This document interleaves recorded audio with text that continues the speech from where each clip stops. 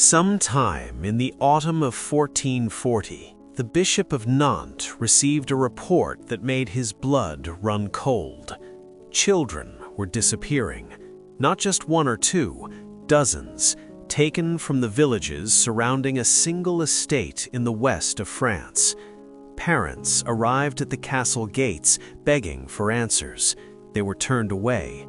The children never came home. The man who owned that estate was no shadowy figure on the margins of society. He wasn't a criminal, not an outcast. He was one of the most celebrated men in France, a war hero, a companion of Joan of Arc, a man the king himself had decorated. His name was Gilles de Rais, Marshal of France, lord of the finest estates in Brittany, and, if the testimonies gathering in Nantes were to be believed, a serial murderer of children on a scale that would not be seen again for centuries. Gilles de Rais was born in 1404 into one of the wealthiest aristocratic families in France. He grew up inside fortified stone castles in the Loire Valley, surrounded by servants, tutors, and men-at-arms. From the earliest age, he was taught two things above all others: how to think and how to fight. He was extraordinary at both. By the time he was a young boy, he was speaking fluent Latin. He devoured books, theology, military theory, classical literature. He trained relentlessly with sword and lance. There was, by all accounts, something almost unnerving about the intensity of the child, a brightness that burned too hot. But his childhood was also defined by loss. His mother fell ill and died when Gilles was still young. His father, a year or so later, was killed in a hunting accident, gored by a wild boar in the forest. Orphaned before adolescence, Gilles de Rais became heir to an enormous fortune. But control of that fortune passed not to him, not yet, but to his grandfather, Jean de Cron, a cold, calculating nobleman who saw in his grandson not a child to be raised, but a chess piece to be placed. In 1420, de Cron made his move. Gilles, 16 years old, was married to Catherine de Thouars, heiress to the vast estates of Poitou in western France. The marriage consolidated two of the most powerful noble fortunes in the kingdom into a single pair of hands. Gilles de Rais was now, by almost any measure, the wealthiest young nobleman in France. But wealth, it turned out, was not enough for him. From 1427, Gilles de Rais served as a commander in the French Royal Army during the 100 Years' War, the grinding, century-long conflict between England and France that had reduced vast swaths of the country to ruin. He was not merely competent, he was ferocious. In siege after siege across northern France, it was Gilles who led from the front, who climbed assault ladders first under arrow fire, who drove his men forward when others faltered. Chroniclers described a reckless, almost suicidal bravery, a quality that made him both inspiring and fearsome to those who fought beside him. And then came 1429, and a girl from a village in Lorraine who claimed God had spoken to her. Her name was Joan of Arc. And when the French court, skeptical, amused, then astonished, gave her an army, one of the commanders assigned to fight at her side was Gilles de Rais. Together, they lifted the siege of Orleans, the military linchpin of English control in France, in an assault that stunned Europe. What had seemed like an immovable English stranglehold collapsed in days. France erupted with something it had almost forgotten: hope. Gilles de Rais had ridden to glory beside one of the most extraordinary figures in all of history. For his service, he was awarded the title of Marshal of France, the the highest military distinction in the kingdom. He was not yet 25 years old. He had everything. And then, in 1435, without explanation, he walked away from it all. What Gilles de Rais did after leaving military life was at first simply spectacular. He threw himself into culture, art, and spectacle with the obsessive energy of a man who had been starved of beauty his entire life. He ordered the construction of a private chapel, the Chapel of the Holy Innocents, built not to the modest scale of a private oratory, but to the grandeur of a cathedral. Gold, ornaments, rare silks, a full choir of singers retained solely to perform for him. He had a consuming love of music. He would travel across his estates with his choir in tow, simply to hear their voices fill the stone corridors of his castles. Beauty, for Gilles, was something to be surrounded by entirely, or not at all. Then came the theater. His most extravagant production, a dramatic retelling of the Siege of Orleans, required over 400 speaking parts, 500 additional performers, and a custom costume made for every single actor.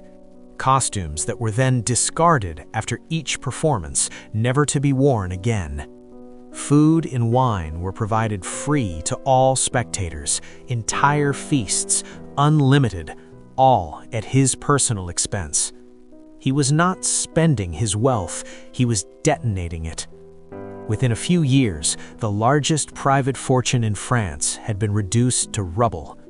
Gilles de Rais began selling off his estates one by one, then borrowing against what remained, then defaulting on the loans. The man who had once been Marshal of France was quietly, catastrophically, going bankrupt. And a desperate man, with no God left to pray to, will sometimes look elsewhere for salvation. Sometime in the late 1430s, Gilles de Rais began to seek out men who dealt in forbidden knowledge. Alchemists, demonologists, men who spoke in whispers about summoning forces beyond the natural world. He did not dabble. He did not merely ask questions. He committed. He obtained a grimoire, a forbidden book of dark ritual containing instructions for the summoning of demons and infernal entities. He read it as obsessively as he had once read theology and military theory. And then he made contact with a man named Francesco Prelati, an Italian cleric, alchemist, and self-described occultist who had traveled north into France and made himself available to wealthy men with dangerous questions. Prelati told Gilles what he wanted to hear, that the old wealth could return, that powers beyond human understanding could restore what had been lost, that there were forces willing to make agreements with men of sufficient nerve. Gilles de Rais, former Marshal of France, began performing demonic rituals in the lower chambers of his castles. He had a contract prepared, written in advance, ready to sign. The price? His soul. 3 rituals, 3 failures, nothing came. No demon appeared, no wealth returned, no voice from the darkness answered. Gilles de Rais grew furious. And then Prelati told him something that changed everything. The demon required an offering, a child. What followed was one of the most horrific series of crimes in the medieval world. Children, young boys primarily, began vanishing from the villages surrounding Gilles' estates. They came to the castle gates as beggars, as servants seeking work, as orphans looking for food. They were brought inside. They were never seen again. The exact number will never be known. Most of the bodies were destroyed. burned, scattered, hidden. But the testimony gathered at trial would put the figure somewhere between 100 and 200 victims. Some witnesses suggested more. The crimes were not quick. They were not merciful. The details that emerged at trial, given by Gilles himself in open court in full confession, were of a man who had moved far beyond any human boundary, into something that requires no dramatic commentary. The facts are enough. For years this continued. The villages knew, the parents suspected, but Gilles de Rais was a marshal of France, a decorated war hero, a man whose name carried centuries of aristocratic weight. Who were peasants to accuse him? Then, in the spring of 1440, he made a mistake. In May 1440, during a dispute over a piece of property, Gilles de Rais seized a cleric, a representative of the church, and assaulted him publicly. It was the act of a man who had stopped caring, or a man who had forgotten that the church had power even over marshals.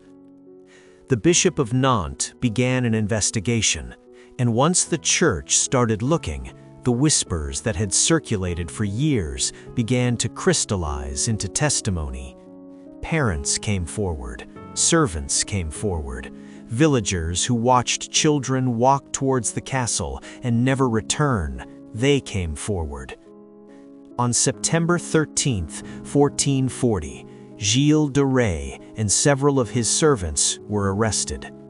The charges were extraordinary: murder, sodomy, heresy, and the summonings of demons. The trial that followed shocked medieval France. The evidence was overwhelming before torture was considered. Eyewitness after eyewitness took the stand. Former servants confessed. The physical evidence, bones, ashes, remnants found in the castle's lower chambers, was presented to the court. Gilles de Rais, Marshal of France, war hero, companion of Joan of Arc, sat in the dock and listened. He attempted defiance at first. He tried to dismiss the court's authority. He called the proceedings fraudulent.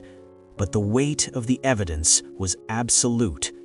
He confessed, fully, in open court. He described the rituals. He confirmed the killings. He told the court everything. When the judges read the verdict, many in the room wept. Not for Gilles, for the children. On October 26, 1440, Gilles de Rais was sentenced to death. He was granted one final request: to be buried in consecrated ground. The church, in a gesture that puzzled many, agreed. He was hanged at dawn. His body was cut down before the flames fully took hold, so that he could be laid to rest, as promised, in the church of Notre-Dame des Carmes in Nantes. He died, by all accounts, with the composure of a man at peace with what was coming. Whether that peace came from genuine repentance or from something else entirely, no one could say. He was 36 years old. History becomes uncomfortable here. In the 5 centuries since his execution, a number of historians, serious scholars, not conspiracy theorists, have raised significant questions about the trial of Gilles de Rais. The bishop who led the investigation had a personal financial dispute with Gilles over seized church property, the very incident that triggered the inquiry. The trial was conducted by the church, not an independent court. The confessions, while apparently given without torture, came after Gilles was told that his servants were already confessing. And the financial dimension is impossible to ignore.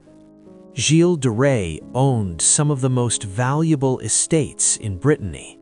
Upon his conviction, much of that land passed to the Church and to the Duke of Brittany, both of whom had presided over the trial. His servants were executed too quickly for their testimony to be independently verified. The physical evidence, by modern standards, would be considered deeply insufficient. In 1992, a formal retrial was conducted in France, symbolic but conducted by real legal experts. The verdict was not guilty. And yet, the confessions were extraordinarily detailed. The number of families who gave testimony with no plausible reason to fabricate is hard to dismiss. The bones found in the castle chambers were real. The disappearances were real. There is no clean answer. There may never be one. There is one final thread worth pulling. Gilles de Rais rose as high as any man in medieval France could rise. He fought alongside the most celebrated figure of his age. He was decorated by a king. He commanded thousands. And then he fell further than almost anyone in recorded history. Whether the crimes were real, fabricated, or some terrible combination of both, his name became a synonym for the darkness that can exist behind wealth, power, and prestige. A reminder that the men decorated for violence in wartime do not leave that violence on the battlefield. The children that vanished from those Breton villages had no monuments, no trials to avenge them, no names that survived. Only the record, and the question, still unanswered after 600 years, what really happened behind those castle walls?